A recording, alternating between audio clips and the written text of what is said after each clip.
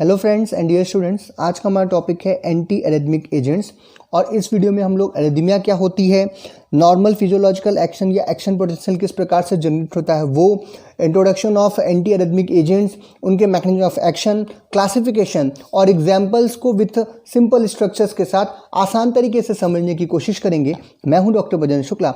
चलिए शुरू करते हैं। सबसे पहले बात करते हैं एरिथमिया क्या होती है।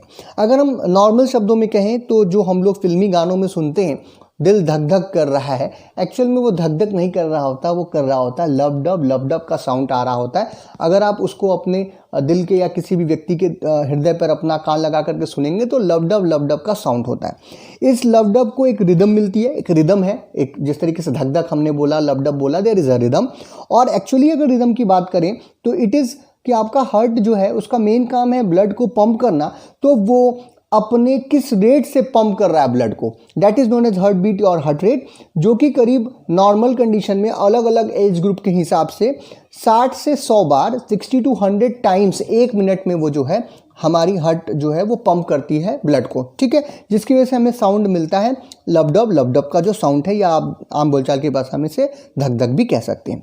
अगर ये जो रिदम है, जिस रिदम से ये ब्लड को जो है हमारा हार्ट जो है वो पंप कर रहा है, अगर उससे कम हो जाए यानी 60 से कम हो जाए हार्ट रेट हमारा, तो हम उस कंडीशन को कहते हैं ब्रेडिकार्डिया।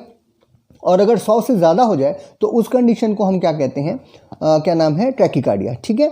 इन दोनों में आप समझ रहे होंगे, ब्रेडिकार्डिया मतलब जब 60 से कम हो जाए हार्ट रेट, और अगर 100 से ज़्यादा हो जाए तो ट्रैकिकार्डिया। और अगर हम लोग एग्जैक्टली कहें कि ये है क्या, तो ये एक तरीके का इलेक्ट्रिकल इम्पल्स रिदम है, जिसकी वजह से हमारा ब्लड जो है वो पंप कर पाता है, हमारा हार्ट जो है वो ब्लड को पंप करता है। और अगर इस जो सीक्वेंस है इलेक्ट्रिकल इम्पल्स रिदम का, उसमें किसी प्रकार का कोई अल्टरेशन आ रहा हो, जो नॉर्मल सीक्वेंसिंग है वो बिगड़ जाए, जिसकी वजह से जो कॉन्ट्रैक्शन ऑफ मायोकार्डियम है वो कॉज होता है, उसी को हम क्या कहते हैं, अरिथमिया कहते हैं। अरिथमिया जो है अगर सिंपल शब्दों में कहें तो it is a state of abnormal heart rhythm, यानी हार्ट की जो रिदम है या फिर sequence of electrical impulse rhythm है वो क्या हो जाए, एबनॉर्मल हो जाए, या तो ज़्यादा हो या तो कम हो जाए। और एरिथमिया किसकी वजह से होती है? एरिथमिया जनरली कई सारे कारण हैं। कुछ लोगों को स्मोकिंग है, कुछ लोगों का जो जीने का तरीका है वो बदल जाता है, सुबह उठना, सही तरीके से खाना पीना न करना, ये भी कुछ इफ़ेक्ट्स करते हैं। लेकिन जो जनरल जो प्रॉब्लम आ रही होती है वो हो रही होती है डिस्टर्बेंस इन जनरेशंस और कंडक्शन ऑफ इलेक्ट्रिकल इम्पल्स। और जो दूसरी चीज़ है वो कुछ बीमारियां हैं जो हार्ट से रिलेटेड हैं, जैसे myocardial ischaemia, hypertension, etc like जो हार्ट की डिसीजेज होती हैं, उन केसेस में भी जिन लोगों को हार्ट की प्रॉब्लम है वहाँ पर एरिथमिया की प्रॉब्लम हमें देखने को मिलती है। तो इसको और बेहतर समझने के लिए, या इसमें जो ड्रग्स हम यूज़ करने जा रहे हैं उनकी मैकेनिज्म को अच्छे तरीके से समझने के लिए हम लोगों को सबसे पहले समझना होगा कि नॉर्मली एक्शन पोटेंशियल वो कौन सा है जिसकी वजह से ये रिदम बनी हुई है। जो रिदम की हम बात कर रहे हैं एक्चुअल में वो है क्या। अब हम बात करते हैं नॉर्मल फिजियोलॉजिकल एक्शन या एक्शन पोटेंशियल की, कि किसकी वजह से रिदमिया जो रिदम है वो बन रही है। और ये हम देख सकते हैं कि एक छोटे से ग्राफ के रूप में between the membrane potential and time, हम जब इसको देखेंगे तो हम समझ पाएंगे कि ट्रांस मेम्ब्रेन पोटेंशियल का पूरा खेल है, और ये 4 फेजेस में हो रहा होता है। इन फेजेस के नाम क्या हैं? Phase 0, phase 1, phase 2, phase 3 and phase 4। Phase 4 is resting potential. तो ये एक इम्पल्स का मैंने एग्जांपल लिया, लगातार इम्पल्सेस बनती रहती हैं, तो जो पिछली वाली इम्पल्स है उसका ये फेज 4 है। एक्चुअल में फेज 4 इज रेस्टिंग पोटेंशियल, जहाँ पे 2 बातें हो रही होती हैं। पहली चीज़ ये सारी सोडियम और कैल्शियम चैनल्स क्लोज्ड हैं।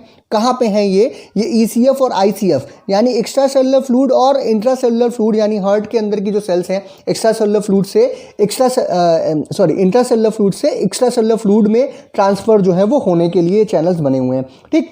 अब यहाँ पर जो हमारा फेज 4 है वहाँ पर पोटेशियम चैनल थोड़े से ओपन है, जिसकी वजह से पोटेशियम आयन जो है वो इंट्रा सेलुलर फ्लूइड से एक्स्ट्रा सेलुलर फ्लूइड में क्या हो रहे हैं, ट्रांसफ़र हो रहे हैं। लेकिन सोडियम और कैल्शियम का कोई ट्रांसफ़र नहीं हो रहा है। ऐसी कंडीशन में जो ट्रांस मेम्ब्रेन हमारा पोटेंशियल है वो रहता है -90 मिली वोल्ट पे, और इसे हम कहते हैं कि हमारा जो रेस्टिंग फेज में ये पड़ा हुआ है। इसके बाद होता है डीपोलराइजेशन, जहाँ पर हमारे ECF यानी कि एक्स्ट्रा सेलुलर फ्लूइड से ढेर सारा सोडियम आयन जो है वो प्रविष्ट होता है, कहाँ पर, हमारे इंट्रासेलुलर फ्लूइड के अंदर, कहाँ, थ्रू द सोडियम चैनल्स, ठीक है। और इसकी वजह से तेज़ी से जो हमारा ये रेस्टिंग पोटेंशियल था, जो हमारा ट्रांसमेम्ब्रेन पोटेंशियल था -90 पे, ये तेज़ी से कहाँ बढ़ता है, 0 की तरफ, और उसके भी ऊपर पॉजिटिव पार्ट में निकल जाता है।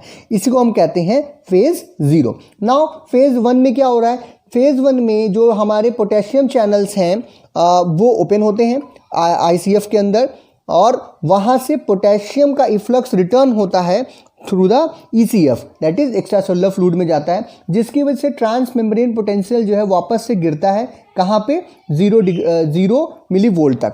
इसके बाद आता है हमारा फेज सेकेंड, जहाँ पर कैल्शियम चैनल जो हैं वो ओपन होते हैं, कैल्शियम चैनल्स ओपन होते हैं from the ECF to ICF। यहाँ पे कैल्शियम का जो है ट्रांसफ़र होता है, उसी समय पोटेशियम का ट्रांसफ़र भी हो रहा होता है, क्योंकि इलेक्ट्रॉनिक बैलेंस करने के लिए कैल्शियम अंदर आएगा और पोटेशियम क्या होगा, बाहर जाएगा। इस फेज को हम लोग एब्सोल्यूट रिफ्रैक्टरी पीरियड भी के नाम से भी जानते हैं। और इसके बाद जो है हमारा वापस से ये जो ऊपर गया था, फिर ये 0 पे आ गया था मिलीवोल्ट पे, इसके बाद वापस से ये क्या होने लगता है, गिरने लगता है। इस फेज को हम क्या कहते हैं, फेज 3। यहाँ पर कैल्शियम चैनल तो ब्लॉक हो जाते हैं, लेकिन रेक्टिफाइड जो हमारे पोटेशियम चैनल्स हैं वो वापस से ओपन होते हैं, और जो पोटेशियम आयंस हैं वो ट्रांसफ़र होते हैं from the extra cellular fluid to extra cellular fluid जो है वो ट्रांसफ़र करते हैं, जिसकी वजह से तेज़ी से वापस से 0 से -50 होते हुए -90 की तरफ वापस से ये फेज़ जो है, डिक्लाइन फेज़ जो है वो आ रहा होता है, यानी कि माइनस की तरफ, -90 मिलीवोल्ट की तरफ ट्रांसमेम्ब्रेन पोटेंशियल वापस से जाता है। एंड देन फिर वही चीज़ होती है, सोडियम पोटेशियम चैनल क्लोज हो चुके होते हैं, थोड़ा सा लीकी पोटेशियम चैनल्स ओपन होता है, रेस्टिंग पोटेंशियल हमको -90 का प्राप्त हो जाता है। तो ये टोटल 4 फेजेस जो हैं, इनकी वजह से हमको हमारा जो हार्ट है वो रिदम में रहता है, और अगर ये रिदम गड़बड़ हो जाए तो अभी जो है आपका जो हार्ट रेट है वो भी क्या हो जाती है, गड़बड़ हो जाती है। अब बात करते हैं एंटी एरिथमिक ड्रग्स की।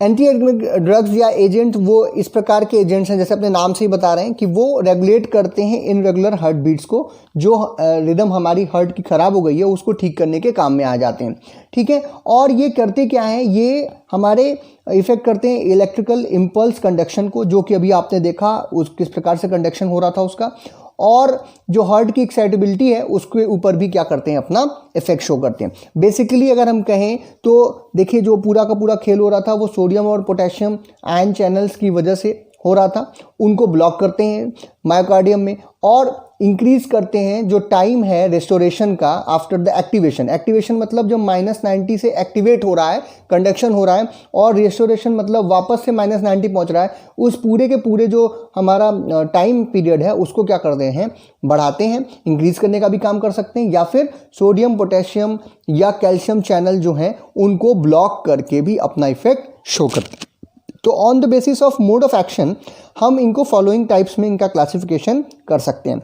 एंटी एरिथमिक ड्रग के 4 ब्रॉड क्लासिफिकेशन है, कुछ किताबों में 5 भी आपको मिलेंगे। 5वां इज मिसलेनियर ड्रग। मिसलेनियर ड्रग की बात हम लोग नहीं करेंगे, जैसे डिजॉक्सिन वगैरह है वो भी हम लोग कई बार एंटी एरिथमिक एजेंट्स के रूप में ले सकते हैं, ठीक है, वो एग्जाम्पल आप अलग से रखिए। बेसिकली जो बड़ा क्लासिफिकेशन है वो है क्लास 1, नाम बड़ा ही आसान है, class 1, class 2, class 3 and class 4। लेकिन ये क्लास 1, क्लास 2, क्लास 3, क्लास 4 है क्या? सिंपली हम कहें क्लास 1 जो होते हैं वो सोडियम चैनल ब्लॉकेज होते हैं, ब्लॉकेट करते हैं या सोडियम चैनल ब्लॉकर्स होते हैं।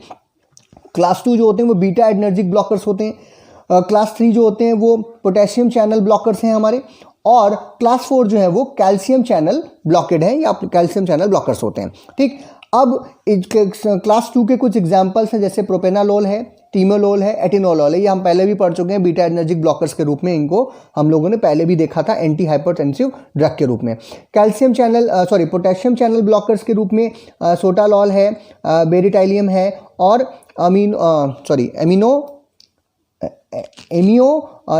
डोरोन है, ठीक है। ये जो ड्रग्स हैं ये सारी की सारी हमारी पोटेशियम चैनल ब्लॉकेज के रूप में आती हैं। अब बात करते हैं कैल्शियम चैनल ब्लॉकर्स की, जिसके बारे में हम पहले भी पढ़ चुके हैं, 2-3 जगह पे आ चुके हैं। ये वीरापामिल है, डायल्थियाजिम है, ये सब ड्रग्स जो हैं वो कैल्शियम चैनल ब्लॉकेज के रूप में यहाँ पे यूज़ की जाती है। बात फंसती है कहाँ पे, क्लास 1 जो हमारे सोडियम चैनल ब्लॉकर्स हैं। सोडियम चैनल ब्लॉकर्स को अगर आप देखें तो इनको फर्दर हम लोग 3 और क्लास में बांट सकते हैं। पहला है हमारा, बहुत ही सिंपल नाम है यहाँ पे भी, क्लास A1, क्लास AB और क्लास AC। जैसे आपने स्कूलों में देखा होगा वैसे इसको हमने क्लासीफाई कर रखा है हम लोगों ने, मतलब साइंटिस्टों ने, और उसी को हम लोगों को क्या करना है, पढ़ना है, सिंपल सी चीज़ है। तो ये क्लास A क्या है, ये moderate to marked sodium channel blocker होते हैं, ठीक है। सोडियम आयन जो चैनल ब्लॉकर्स हैं ये, लेकिन ये मॉडरेट टू मार्क्ड एक्शन अपना शो करते हैं। माइल्ड टू मॉडरेट अगर शो करें, यानी कि जिनकी थोड़ी सी ज़्यादा है, दैट इज़ हमारे सोडियम चैनल ब्लॉकर्स ये भी हैं, लेकिन माइल्ड टू मॉडरेट एक्शन ये शो करते हैं। और थोड़ा सा मार्क्ड सोडियम चैनल ब्लॉकिंग जो एक्शन शो करते हैं वो कौन से होते हैं, हमारे क्लास I फर्स्ट C, ठीक है।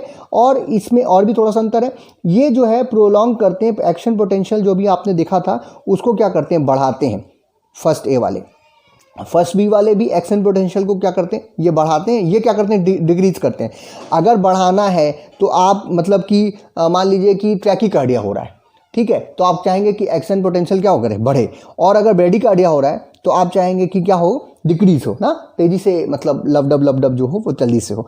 और ये जो 1C होते हैं ये जो है कोई भी एक्शन पोटेंशियल के ऊपर इनका कोई इफेक्ट नहीं होता है। नेक्स्ट, डीपोलराइजेशन की जो स्टेज आई थी वो ये लिटिल इफेक्ट शो करते हैं फर्स्ट A वाले डीपोलराइजेशन पे। फर्स्ट B वाले जो करते हैं वो वीक इफेक्ट है, इनका बहुत कम इफेक्ट है, इनका वीक इफेक्ट है। और इनका स्ट्रॉन्ग इफेक्ट है इनिशिएशन ऑफ द डीपोलराइजेशन, किसका, 1C का। तो इनके भी एग्जाम्पल हम देख सकते हैं आपके सिलेबस में। जनरली यही 3 जो हमारा फर्स्ट A, फर्स्ट B और फर्स्ट C की ज़्यादातर ड्रग्स हैं। इसके बाद क्लास 3 की ड्रग है आपके सिलेबस में। तो भैया फर्स्ट A में कौन कौन से एग्जांपल्स हैं, क्यूनिडीन है, प्रोकेनामाइड है, हमारा डाइसोपैरामाइड है, और जो हमारे 1B में जो है लिडोकेन है, फिनेटोइन है, टोकाइनिडीन है और मैक्सिलेटिन है। फर्स्ट C के जो हमारे एग्जांपल हैं वो हैं इनकानिनाइड, फ्लेकानाइड और प्रोपाफेनोन और लार्कानाइड। तो ये सारे के सारे जो ड्रग्स हैं ये कहाँ पे आ रही हैं, हमारे 1C जो क्लास है उसके अंतर्गत। क्लास 1C हम इसको बोल सकते हैं of the anti arrhythmic drugs. जो क्लासिफिकेशन अभी आपने देखा, अगर उसकी समरी आपको देखनी है और एक्चुअली में उसका मैकेनिज्म ऑफ एक्शन आपको एक साथ समझना है, तो आप यहाँ पर इसको आसान तरीके से समझ सकते हैं। पहली एक चीज़ आप समझिएगा कि जो इसका मैकेनिज्म ऑफ एक्शन है वो हम लोगों ने अभी जो एक्शन पोटेंशियल अभी हम लोगों ने डिस्कस किया था, हम आपसे बार बार कह रहे थे एक्स्ट्रा सेलुलर फ्लूइड और इंट्रा सेलुलर फ्लूइड, उसी में क्या हो रहे हैं, ट्रांसफ़र हो रहे हैं। एक्स्ट्रा सेलुलर फ्लूइड से हमारा फेज 0 में क्या होता है, सोडियम आयन चैनल की वजह से सोडियम आयन जो है वो ICF में जाते हैं, जहाँ पर फर्स्ट A, फर्स्ट B और फर्स्ट C यानी क्लास फर्स्ट जो है उसकी ड्रग्स जो हैं वो यहाँ पर, जो कि सोडियम चैनल ब्लॉकर के रूप में थी, वो यहाँ पर यूज़ होती हैं। फेज़ 1 में हमने कहा था कि आपसे ICF से ECF में जो पोटेशियम आयंस हैं वो ट्रांसफ़र हो रहे हैं। बहुत ही सिंपल रिप्रेजेंटेशन है ये इसका। जहाँ पर क्लास 3 जो ड्रग्स हैं हमारी, क्लास 3 में कौन सी ड्रग्स आ रही थी हमारी, पोटेशियम चैनल ब्लॉकर्स, वो जो है क्योंकि इसको ब्लॉक कर देंगे तो यहाँ से ट्रांसफ़र नहीं होगा। नेक्स्ट, फेज़ 2 में हमने कहा कि आपसे 2 बातें हो रही होती हैं, कैल्शियम चैनल ओपन होते हैं, कैल्शियम आयंस जो हैं वो एक्स्ट्रा सेलुलर फ्लूइड से इंट्रासेलुलर फ्लूइड में आ रहे होते हैं, और पोटेशियम आयन जो है वो इसी समय यहाँ से बाहर जा रहे होते हैं, कहाँ पे, ECF में। तो यहाँ पे क्लास 4 जो कि कैल्शियम चैनल ब्लॉकर्स हैं वो यहाँ पे आप यूज़ कर सकते हो। फेज़ 3 में जो है वहाँ पे क्या हो रहा होता है कि ICF से पोटेशियम चैनल्स जो ओपन होते हैं और वहाँ से पोटेशियम आयन जो है वो ECF में क्या हो रहे होते हैं, ट्रांसफ़र हो रहे होते हैं। इसलिए यहाँ पर भी जो है हम लोग क्लास 3 की जो ड्रग्स हैं वो उनका प्रयोग कर सकते हैं। और फेज़ 4 में जहाँ पे भी पोटेशियम आयन का जो है वो लीकेज हो रहा होता है, उसको रोकने के लिए हम लोग बीटा एडर्जिक ब्लॉकर्स जो प्रोपेनालॉल, टीमोलॉल और एटनोलॉल वगैरह ड्रग्स हैं, यानी कि सेकंड क्लास के हमारी ड्रग जो है वो हम यहाँ पर 4th फेज में यूज़ करते हैं। तो ये आप मैकेनिज्म ऑफ एक्शन के रूप में यहाँ पर अब इसको देख सकते हैं। ये जो हम लोगों ने ये बना रखा था, अगर वहाँ पर आप देखना चाहें तो आप लिख सकते हैं कि ये जो हमारा फेज़ 0 है, यहाँ पे हम लोग फर्स्ट A जो हमारी ड्रग है वो, ठीक है, यहाँ पे हम लोग फर्स्ट A, फर्स्ट बी और फर्स्ट सी जो क्लास की ड्रग है वो यहाँ पर हम लोग ले सकते हैं। ठीक है, हमारा जो क्लास है उस क्लास के हिसाब से उसको हमने नाम दिया था फर्स्ट ए, फर्स्ट बी और फर्स्ट सी, उनकी ड्रग्स को हम लोग यहाँ लेते हैं। फेज़ 1 और फेज़ 3 इन दोनों जगहों पे आप देख पा रहे हैं कि इन दोनों जगहों पे हमको पोटेशियम चैनल को ब्लॉक करना होता है, इसीलिए हम लोग यहाँ पे और यहाँ पे जो हमारा थर्ड क्लास की ड्रग है, क्लास जो थर्ड है उसकी जो ड्रग्स हैं उनको हम लोग यहाँ पे यूज़ कर सकते हैं। ठीक है, ये पोटेशियम चैनल को क्या करेंगे, बंद करेंगे। और जो हमारा इफ्लक्स हो रहा था पोटेशियम चैनल कैल्शियम चैनल का कहाँ पे, फेज़ 2 में, तो यहाँ पर हम लोग क्लास 4 की ड्रग जो है यूज़ कर सकते हैं। और जो फोर्थ पोजीशन है, जो हमारा फोर्थ फेज़ है, वहाँ पे हम लोग सिंपली कौन सी ड्रग यूज़ करेंगे, अपनी सेकेंड क्लास ऑफ ड्रग्स यानी कि बीटा ब्लॉकर्स जो हैं उनको हम लोग, बीटा एडर्जिक ब्लॉकर्स जो हैं उनको हम यहाँ पर क्लास जो है सेकेंड की ड्रग यहाँ पे यूज़ करेंगे और क्लास 4 की ड्रग हमने सेकंड फेज़ में किया था। ठीक है, तो ये आप इस तरीके से भी यहाँ पर लिख सकते हैं या समझ सकते हैं। आगे बात करते हैं, अगर इनको हम लिखना है तो हम शॉर्ट में कैसे लिखेंगे। तो क्लास 1A जो है वो हमारा कौन सी ड्रग्स हैं, these are the sodium channel blockers, but intermediate जो है इनका इंटरमीडिएट टाइप की जो है, एक ना बहुत ज़्यादा ना बहुत कम, ये सोडियम चैनल को ब्लॉक तो करती हैं लेकिन बहुत ज़्यादा ना बहुत कम करती हैं। ये इंटरमीडिएट रोल इनका होता है सोडियम चैनल ब्लॉकर्स के ऊपर। और इनका ये जो है ज़ीरो डीपोलराइजेशन जो फेज़ है हमारा, फेज़ जो है उसको स्लो कर देती हैं और प्रोलॉन्ग करती हैं। इस तरीके से एक्शन पोटेंशियल का जो ड्यूरेशन है पूरा उसको क्या करेंगी, बढ़ाएंगी और स्लो कंडक्शन जो है वो कॉज होता है। ठीक है, इसका जो साइट ऑफ एक्शन है वो है हमारे आर्टिकुलर एंड वेंटिकुलर टिश्यूज़, वहाँ पर जाकर के ये साइट ऑफ एक्शन इनका है, वहाँ पे जाकर ये वर्क करती हैं। एग्जाम्पल जैसे हमने पहले भी डिस्कस किया, क्विनिडीन है, प्रोकेनामाइड है और डाईआइसोपैरामाइड है। ठीक, नेक्स्ट हमारी जो क्लास बी है, बी जो क्लास है 1B जो क्लास है वो भी, क्योंकि 1 तो सारे के सारे सोडियम चैनल ब्लॉकर ही हैं, तो ये भी सोडियम चैनल ब्लॉकर है, बट रैपिड रेट से जो है ये सोडियम चैनल को क्या करते हैं, ब्लॉक करते हैं। नेक्स्ट मतलब तेज़ी से करते हैं। अगला जो है ये जो है रीपोलराइजेशन, जो फेज़ 3 का रीपोलराइजेशन का फेज़ है उसको क्या करते हैं, शॉर्ट करते हैं, छोटा कर देते हैं। और एक्शन पोटेंशियल के जो ड्यूरेशन है उसको भी क्या करते हैं, शॉर्ट करते हैं, यानी कि टोटल जो हमारा कंडक्शन है उसको उसके समय को ये क्या करते हैं, कम करते हैं। ये वेंटिकुलर टिश्यूज़ के अंदर पाए जाते हैं। इनके एग्जाम्पल हैं हमारे लिडोकेन, फिनेटोइन, टोकेनाइड और मैक्सिलेटिन। ठीक है, ये साइड की साइड ड्रग्स जो हैं वो 1B के अंतर्गत आती हैं और इस प्रकार से अपना काम करती हैं। क्लास 1C की बात करें तो it is also sodium ion channel blockers, but ये स्लो एक्शन शो करते हैं। ये वाले इंटरमीडिएट थे, 1A वाले, 1B वाले तेज़ थे और 1C वाले स्लो हैं। इसी के साथ ही साथ ये स्लो ज़ीरो फेज़ जो है हमारा, फेज़ 0, उसका डीपोलराइजेशन को भी क्या करते हैं, स्लो करते हैं, स्लो कंडक्शन भी करते हैं। और लेकिन इनका कोई एक्शन पोटेंशियल पर कोई बहुत ज़्यादा इफेक्ट नहीं होता है। ये भी कहाँ पाए जाते हैं, वेंटिकुलर टिश्यूज़ के अंदर जाकर के, मतलब एक्शन ऑफ इनका साइट ऑफ एक्शन जो है वो भी इनका भी वेंटिकुलर टिश्यूज़ पे ही है। और ये जो इनके एग्जांपल्स हैं, लॉरकेनाइड है और इनाकाइनाइड है, फेनाकाइनाइड है और प्रोपाफेनोन है। ये साइड के साइड ड्रग्स जो हैं वो हमारी 1C के अंतर्गत आती हैं। क्लास 2 की बात करें, जो कि आपने कहा था कि बीटा एडर्जिक रिसेप्टर ब्लॉकर होते हैं, तो ये बिल्कुल उसी तरीके से सिंपैथेटिक स्टिमुलेशन करते हैं किसका, बीटा एनर्जिक रिसेप्टर्स का, और उनको ब्लॉक करते हैं। Next sympathetic stimulation of beta energic receptors को क्या करते हैं, ब्लॉक करते हैं, सिंपल। और फेज़ 4 का डीपोलराइजेशन करते हैं। ठीक, और जो पोटेशियम आयन जो ट्रांसफ़र हो रहे थे उनको क्या करेंगे, रोकेंगे। नेक्स्ट इसके साथ ही साथ ये प्रोलॉन्ग करते हैं रीपोलराइजेशन की जो फेज़ है, जो फिर फोर्थ फेज़ थी, उसको क्या करते हैं, बढ़ाते भी हैं। इनका जो पाए जाने की इनके जो साइट ऑफ एक्शन है वो कहाँ पे, SA नोड और AV नोड पे ज़्यादा होते हैं ये। और इनके जो क्लासिफिकेशन में जो ड्रग्स हैं, एग्जांपल्स हैं जिनका, प्रोपेनानॉल है, टीमोलॉल है और एटेनोलॉल है। जो हमारा थर्ड फेज़ की क्लास की जो ड्रग है, क्लास 3 की जो ड्रग है हमारी, that is potassium channel blockers, जो कि जो हमारा पोटेशियम आयन का जो रेक्टिफायर करंट है, यानी कि उल्टा करंट, उल्टा कोई चीज़ उल्टी हो तो उसी को क्या बोलते हैं, रेक्टिफाइड। ठीक है, तो इसको दोनों को क्या करते हैं, ब्लॉक करते हैं ये। और इसी के साथ जो फेज़ 3 का रीपोलराइजेशन है उसको प्रोलॉन्ग करते हैं। प्रोलॉन्ग करते हैं एक्शन पोटेंशियल को, रिफ्रैक्टरी जो पीरियड है हमारा प्रोलॉन्ग का उसको क्या करते हैं, बढ़ाते हैं, यानी कि टोटल का टोटल एक्शन पोटेंशियल को क्या करेंगे, बढ़ाएंगे, इसके कंडक्शन के जो टाइम उसको क्या करेंगे, इंक्रीज करेंगे। ये भी कहाँ पाए जाते हैं, सॉरी इनका जो साइट ऑफ एक्शन है वो कहाँ है, आर्टियल और वेंट्रिकुलर टिश्यूज़ के अंदर। एग्जाम्पल है सोटालॉल, एमियोडेरोन और बेरीटाइलियम। ये सब जो ड्रग्स हैं ये सारी की सारी कहाँ आती हैं, हमारी क्लास 3 के अंदर आती हैं। क्लास 4 की जो हमारी ड्रग्स हैं वो simply they are the calcium channel blockers, जैसा भी हमने फिगर में भी देखा, और ये स्लो करती हैं फेज 4 डीपोलराइजेशन को और प्रोलॉन्ग करती हैं रीपोलराइजेशन ऑफ एवी नोड को। और फेज 2 में जहाँ पर पोटेशियम कैल्शियम चैनल जो ओपन हो रहे थे उनको भी क्या करेंगी, ब्लॉक करेंगी, जिसकी वजह से जो है जो हमारा रीपोलराइजेशन है वो क्या होता है, प्रोलॉन्ग हो जाता है। ये कहाँ पे काम करती हैं, ऐसे नोड पे और एवी नोड पे, और इनके कुछ ड्रग्स हैं जैसे वीरापामिल, डायल्थियाजिम, ये सब ड्रग्स हैं जो कि हम लोग यूज़ कर सकते हैं। अगर बात करें कुछ स्ट्रक्चर्स की तो आप देख सकते हैं, ये मैं नोट्स में दे दे रहा हूँ, आप वहाँ से उसको आप देख लोगे, बहुत सारी ड्रग्स हैं, बट कुछ ड्रग्स ऐसी हैं जो कि इंपॉर्टेंट हैं आपके PCI सिलेबस के हिसाब से भी। तो जैसे क्विनाइडिन सल्फेट का स्ट्रक्चर आपके सामने है, प्रोकेनामाइड हाइड्रोक्लोराइड का ये स्ट्रक्चर है, क्लास 1 की एक ड्रग्स हैं, और